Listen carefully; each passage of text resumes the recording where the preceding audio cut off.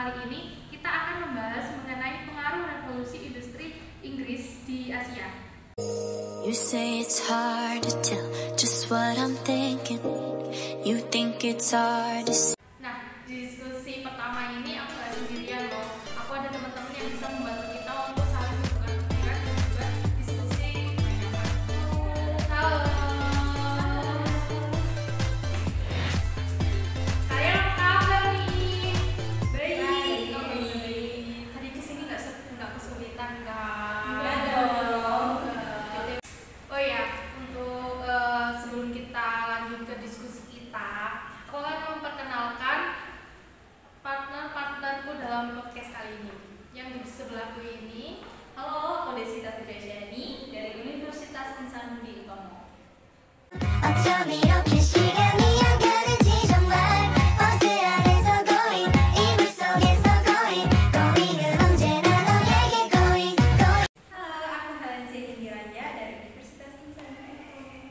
어쩜 이렇게 시간이 안 가는지 정말 버스 안에서 going 이불 속에서 going 은 언제나 너에게 going. Halo, aku Ella Yuliasari dari Universitas Insanuddin Utomo. 어쩜 이렇게 시간이 안 가는지 정말 버스 안에서 going 이불 속에서 going 은 언제나 너에게 going. nah gini guys, jadi kita tuh akan membahas mengenai pengaruh revolusi industri yang dari Inggris itu di kawasan Asia. Tapi nggak terlalu luas sih, cuman kita bahas bagian ekonomi, politik, sosial, dan budayanya aja. Tuh. Oh, gitu ya. Nah, BTW, revolusi industri itu terjadi di antara tahun 1760-an sampai 1850-an. Revolusi ini tuh merupakan perubahan secara besar-besaran yang mempengaruhi berbagai aspek kehidupan masyarakat saat itu sih. Terus juga revolusi industri ini tuh nggak hanya mempengaruhi masyarakatnya aja, tapi juga teknologi baik dalam bidang pertanian, manufaktur, teknologi maupun transportasinya. Tuh. FYI, revolusi industri itu dimulainya di Inggris, tapi lambat laun kesebar ke Eropa Barat, Amerika Utara, dan Jepang juga lain-lainnya, hingga pada akhirnya Asia juga terdampak gitu. Jadi awal mulanya revolusi buat kalian juga ya. Awal mulanya revolusi industri itu terjadi pada abad ke-18 di Inggris. Jadi revolusi industri di Eropa pertama itu terjadinya di Inggris pada abad ke-18. Nah, awalnya itu emang di Inggris ya, tapi lambat laun kan menyebar ke seluruh dunia hingga akhirnya ke Asia. Nah, perubahan ini tuh terpengaruhi karena adanya paradigma dari filsafat yang digunakan oleh imperialisme Barat, yang artinya yang mereka terangkan bahwa daerah jajahan itu bukan hanya sebagai daerah taklukan kekuasaannya aja gitu, tapi juga sebagai daerah atau kawasan yang digunakan untuk pemasaran atau digunakan sebagai tempat untuk perdagangan hasil industri yang mereka kelola gitu. Jadi seperti itu ya perekonomian yang ada di Eropa. Terjadi sebuah transisi dari perekonomian yang awalnya menggunakan tenaga kerja manusia, jadi menggunakan tenaga mesin yang canggih dan juga modern. Jadi dari pergantian tenaga kerja ini yang bisa membuat Eropa untuk membawa pengaruhnya terhadap dunia-dunia lain, negara-negara lain, seperti itu kan? Wah, berarti kecanggihan yang kita miliki saat ini merupakan bagian dari revolusi Inggris ya? Ya, jadi mereka yang bisa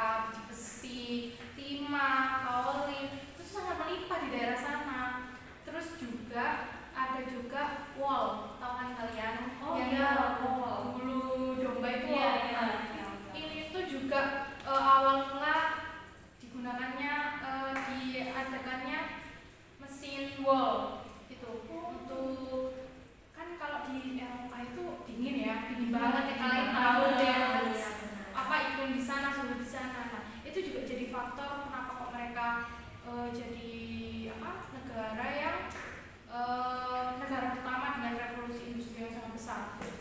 Terus juga penemuan yang dilakukan oleh ilmuwan. Mereka meneliti lalu menemukan suatu teknologi yang canggih gitu, ya, kayak mesin telepon gitu, terus juga mesin tinta, kayak gitu, mesin uap gitu. Itu juga salah satu faktor kenapa kok makanya revolusi industri pertama itu di Inggris. Gitu ya. Dari tadi kan kita ini udah bahas tentang revolusi industri. Tapi apa sih istilah dari revolusi industri itu sendiri? Jadi gini nih, dari yang aku baca di internet, revolusi industri itu diperkenalkan oleh Frederick Engels dan Louis August Blanche. Maaf ya guys, namanya Susah ya. Nanti kita cantumin di sini ya. Nah, istilah itu tuh muncul pada pertengahan abad ke-19 dan peristiwa ini itu merupakan peristiwa paling penting dalam sejarah kemanusiaan sejak pada abad itu, gitu guys. Tapi tunggu dulu deh. Ini kan udah bahas revolusi industri Inggris dan pengaruhnya ya pada saat itu. Tapi aku ingin tahu pengaruhnya di bidang politik, ekonomi, dan juga sosial budaya ini untuk daerah-daerah, untuk di Asia ini seperti apa sih? Kalian tahu nggak? Kayak yang kita singgung di awal tadi loh, Des, kalau terjadi sebuah transisi dari yang mengandalkan tenaga kerja manual atau tenaga kerja manusia menjadi lebih memanfaatkan pada pemrograman atau pengoperasian mesin-mesin yang canggih. Terus juga adanya jalur perdagangan yang menjadi pilar utama dalam pembangunan perekonomian. Itu sih yang aku tahu. Tapi ada juga sih kalau kemajuan dan teknologi itu juga menjadi salah satu faktor utama perkembangan perekonomian gitu. Kalau menurutku juga teknologi sekarang itu kan udah canggih banget ya. Kayak misalnya kita tuh ada online shop dengan HP, laptop dan segalanya itu kita itu bisa gitu loh, nggak harus keluar rumah gitu. Itu juga bisa meningkatkan UMKM yang ada di sekitar ya, kayak sekarang ada Gojek, Grab gitu kan. Itu juga salah satu faktor kecanggihan teknologi ini mempengaruhi perekonomian di Asia sih. Kayak kalau di Asia ya, misal kita pengen belanja barang dari luar negeri, tapi kita kan nggak mungkin harus terjun langsung ke luar negerinya. Jadi dengan adanya digital market ini juga itu membantu banget sih untuk belanja kayak gitu. Aku juga ngerasain banget sih sebenarnya dengan era digital ini tadi itu. Iya sih, aku juga merasain loh guys. Ternyata sekali itu lebih mudah saat kita berbelanja nggak perlu keluar rumah loh guys. Itu kan di dalam aspek ekonomi ya. Nah, gimana tuh dengan aspek sosial, politik dan budaya? Iya. Setahuku sih untuk bidang politik itu sendiri tidak terlepas dari adanya perkembangan teknologi, di mana penggunaan media sosial saat ini menjadi lahan politik yang mudah diakses di semua kalangan. Nah, misalnya pemerintah dengan mudah menyebarkan program atau visi-misinya melalui media sosial, dan hal itu bisa dilakukan di negara kita maupun di negara lain. Itu yang saya tahu tentang bidang politik. Sebenarnya dalam perkembangannya ini pada bidang politik ini tuh juga ada beberapa dampaknya, seperti munculnya gerakan sosialis. Gerakan sosialis ini tuh muncul karena kaum buruh yang diperlakukan tidak adil oleh kaum pengusaha. Jadi mereka tuh membentuk organisasi untuk mensejahterakan mereka. Dan juga selanjutnya munculnya banyak partai politik. Munculnya itu dipengaruhi karena kaum buruh tadi yang terus menggalang kekuatan dalam sebuah parlemen untuk mendorong terbentuknya suatu wadah partai politik seperti partai buruh. Nah, selanjutnya yang ketiga itu munculnya imperialisme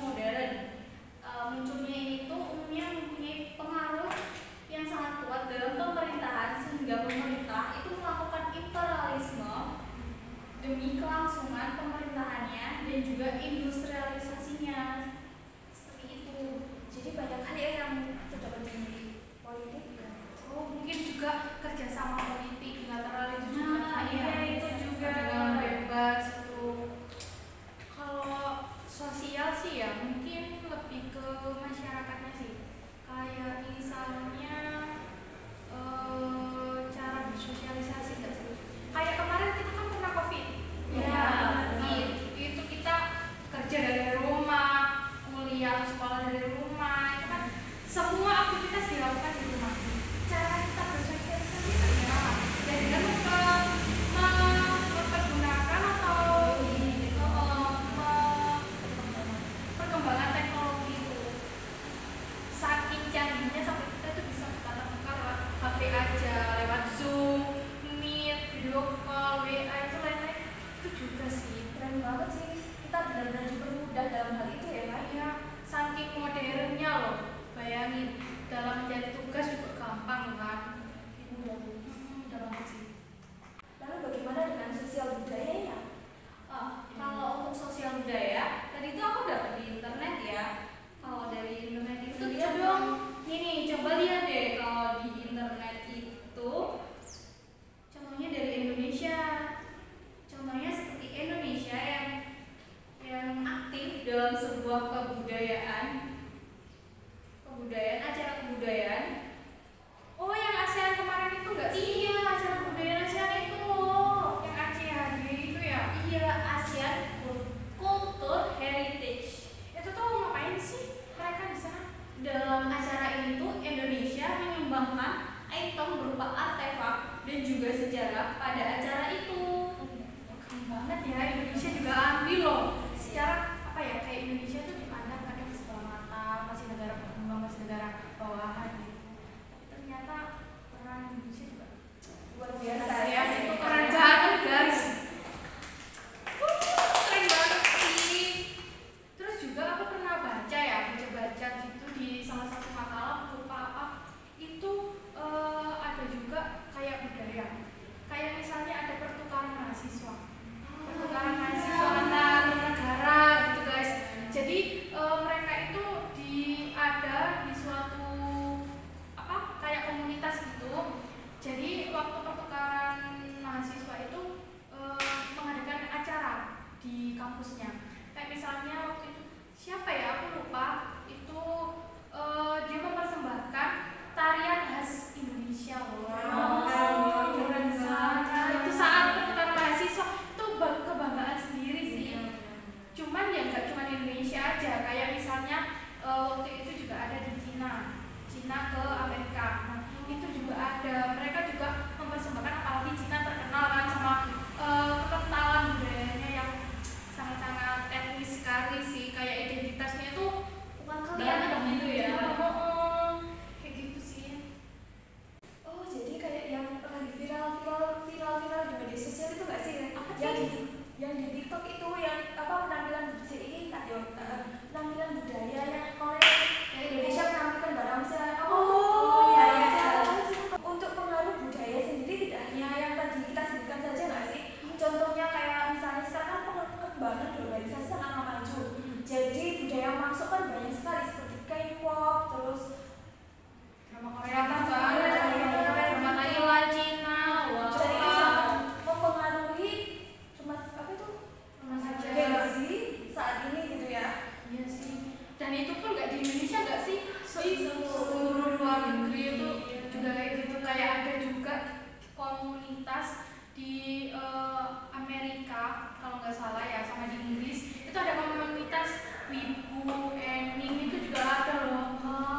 Ternyata di Asia sendiri tuh banyak nggak sih budaya-budaya yang perlu dibanggakan, baik dari Asia Timur, Barat, Tenggara semuanya.